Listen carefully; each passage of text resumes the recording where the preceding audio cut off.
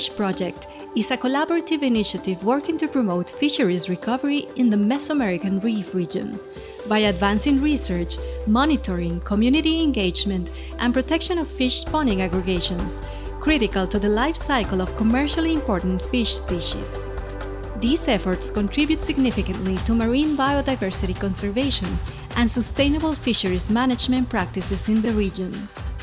Supported by the French Global Environment Facility, the Summit Foundation, Oceans 5, and the Marisla Foundation, Marfish brings together key organizations from the region.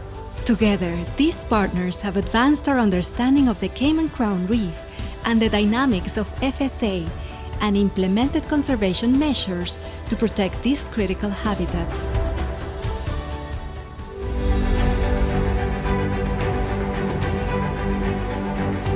So the Healthy Reef's role in this was really to help with the mapping of the Cayman Crown area and looking at the area in terms of biodiversity, helping to identify where might be the key areas that could be a spawning aggregation site.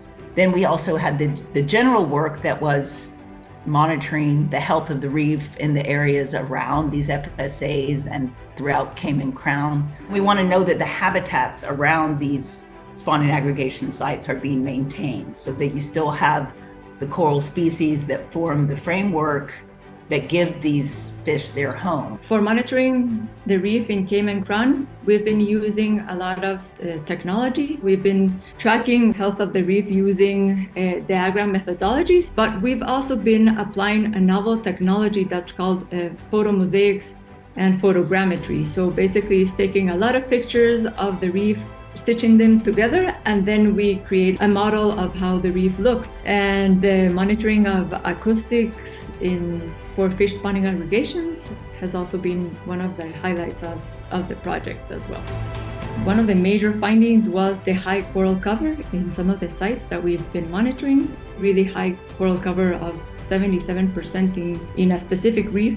However, this has changed, and it has changed recently because we have a high impact of coral bleaching effect on the reef. This amount of high coral cover changed to 50.3% in 2023. And this is a trend also, well, not only in the Cayman Crown Reef, but also in the Mesoamerican Reef and the wider Caribbean as well.